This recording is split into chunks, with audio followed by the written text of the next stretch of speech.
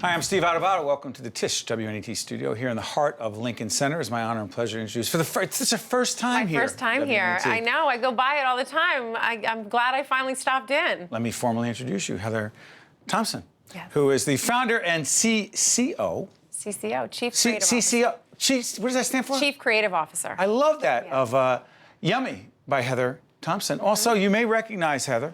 My wife and I were just watching you the other night on The Real Housewives of New York City. We had that Andy Cohen here not too long ago. He's a troublemaker, isn't he? I say he's the biggest drama queen of all of us. He is. He is. He loves it. He is in the right job, and he's really good at it. Now, first of all, tell us about your business, and then we'll we'll go back to the other thing. Sure. So Yummie by Heather Thompson, my brand, was founded by me as a selfish initiative, really. It was like a lot of moms, I was faced with true weight loss after childbirth. And so I went to the shapewear department to boost my confidence. And when I got there, I was like aghast by my choices. I was like, these are literally my grandmother's girdles, you know. But I scarfed a bunch up any way to, you know, boost my confidence. And my husband caught me putting one on. He caught you? Yeah. And he was like, what the heck is that? And I was like, get out. I'm terrible and ugly. And so it was like with a tear streaming down my face, I took off my consumer hat and I put on my designer hat and I leaned back on. Which is your background? That's my background, over 20 years of design experience. And I created this tank top, which was a 3-panel idea. So it was cotton at the top, it had shaping fabric in the middle, and then cotton again at the bottom. I hold 12 patents on that idea today. So a good idea is the mother of all invention, right? Necessity is the mother of all invention. And that's how I started the brand. So it was with one tank top. But now Yummie by Heather Thompson is really all about essentials. It's about confidence for women. So it's shape, it's bras and panties, intimate apparel, hosiery leggings, it's denim, it is active apparel, and it's loungewear, which is our newest launch. And it's about kind of, you know, helping out our active lifestyles as women. You work out all the time. I work out all the time, but I work out on the streets of New York all the time too. And within other cities, I'm running from A to B all the time, and I need clothing that's going to be versatile, that's going to work with me versus against me. And I mean that in all ways. Like,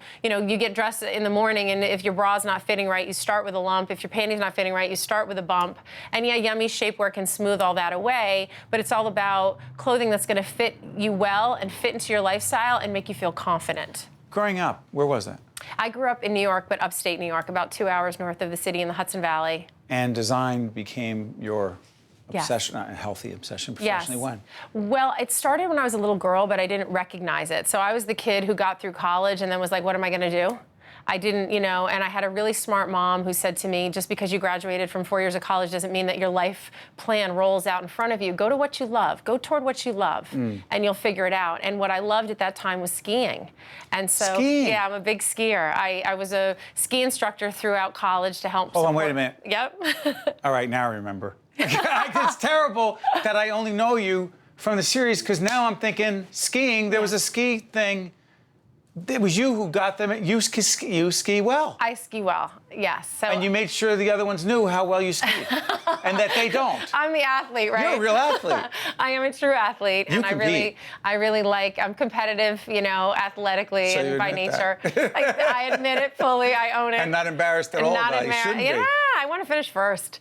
So it was through skiing that I got into my love of skiing, turned into my love of ski apparel, and I thought I wanted to design ski clothes. So it was after college I got a job in the fashion industry. My mom said, well, before you go back to school for it, why don't you get involved in the industry and see if it's something that you really want to do. So I got my first job in fashion, and I never looked back, and I learned on the cutting room floors in factories across the world, and here I am today with my own brand. Well, you know, it's so interesting because someone with your background, your business background, your fashion background, you're an entrepreneur. Yes. You've built a team. You're part of the Yummie team is here. Yes. Right, in the studio.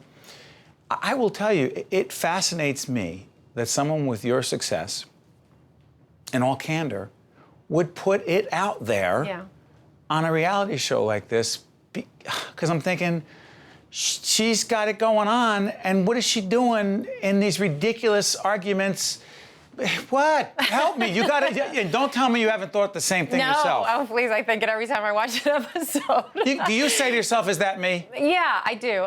So, sometimes I do and sometimes I don't, So it's twofold. So first and foremost, when I was offered the opportunity, when, Bravo came to me and said, would you be interested in being a housewife? My first reaction was no. Me? No. But then my marketing brain kicked in, and I had started a new business. Yummie was only 3 years old when I got on the Housewives when I was offered the position. Sure. And so I thought to myself, brand awareness, opportunity. I also have not to mention with your son how helpful it's been. A little boy. Talk about Jax, right? Yes, and it's not even helpful it's therapeutic for Jax. Talk about that. I don't want to assume everyone. Yeah, so I'm too inside here. I'm sorry. My little kid, I love. I don't want to assume everyone on public television watches Bravo. The real me shines. Even though Andy's a friend, I just want to go ahead. Yes. So my husband and I had a little boy who was born with some complications, and what started with some lung complications, which continued to this day, also turned into liver complications. And at 6 months old, he had a liver transplant.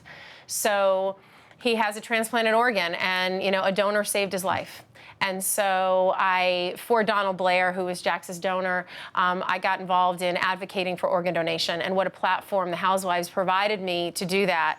Also, as a mom of a sick little boy, people who wanted to check out of their own lives, which they do for what I call our modern day soap opera, which is the Housewives. It is.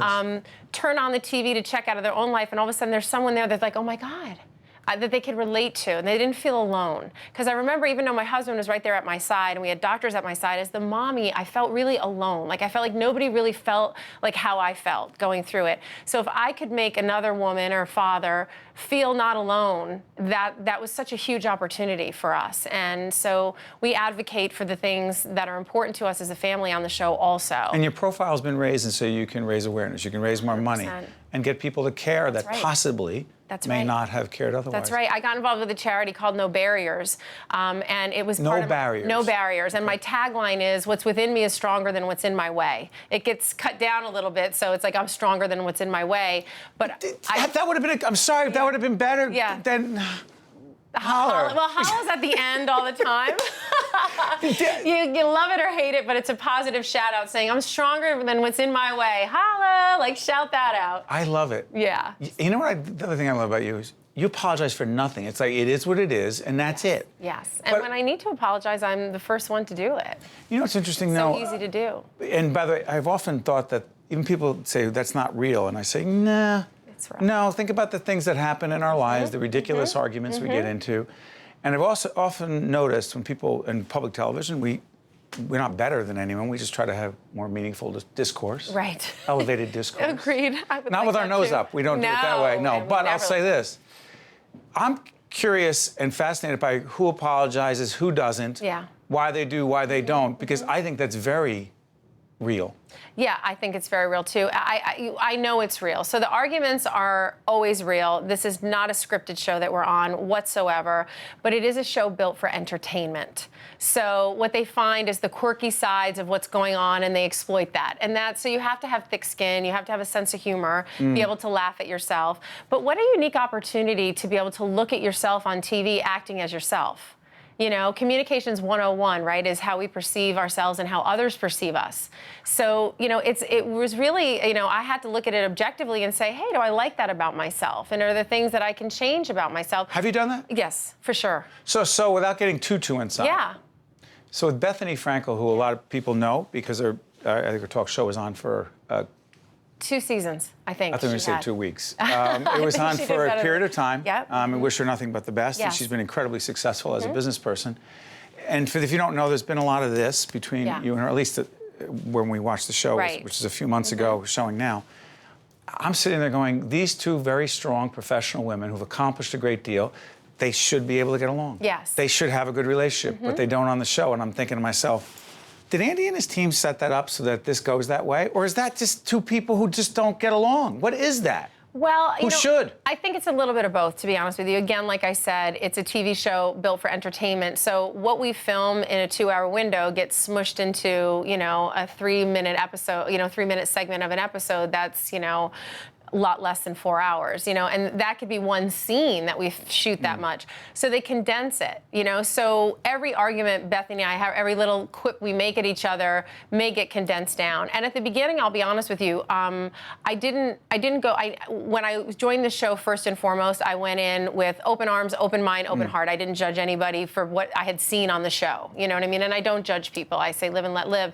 But I had a feeling that Bethenny and I wouldn't get along. Really? Yeah, I did. I thought that we wouldn't really hit it off because she's very quick and very, you know what I mean? And I'm a really quick thinker too, but it's a part of my personality that I have reeled in. In my 20s, I would finish other people's sentences.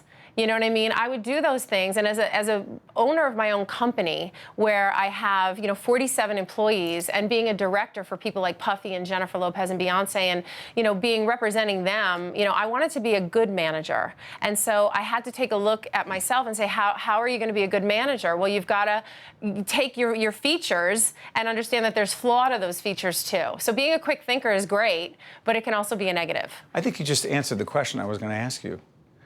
The greatest leadership lesson that you have learned in your professional and personal life is? How to manage others and how to bring leaders out of your team. So building other leaders, I think, is what I've learned along the way and what I'm most proud of. Seeing people that have worked for me, worked under me, go on to do really great things, that's like my biggest pride.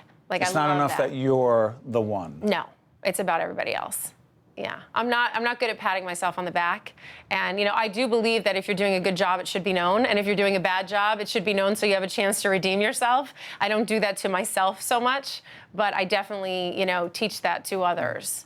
One more time about your son, Jax. Yes. The cause again? The Kellner Pediatric Liver Foundation, Donate Life America. The Kellner Pediatric Liver Foundation is a charity that I founded with my girlfriend Samantha Kellner and her husband, and we support little guys and girls who need liver transplants. And your company again? Is Yummie by Heather Thompson. And Heather, I want to thank you for joining us, and for those who think they know you from Bravo, this is the public television side. Yes. Yes. You're very complex. Thank you for joining us. Thanks for having me. I loved it. One-on-one, we'll be right back from the heart of Manhattan Lincoln Center right after this. Stay with us. Thank you. One-on-One with Steve Adubato has been a production of the Caucus Educational Corporation, celebrating over 25 years of broadcast excellence. This special edition of One-on-One with Steve Adubato is brought to you from the Tisch WNET studios at Lincoln Center. Funding has been provided by NJIT, United Water, Holy Name Medical Center, Cone Resnick, Fedway Associates, the Fidelco Group, and by New Jersey Sharing Network. Transportation provided by Airbrook Limousine, serving the metropolitan New York, New Jersey area.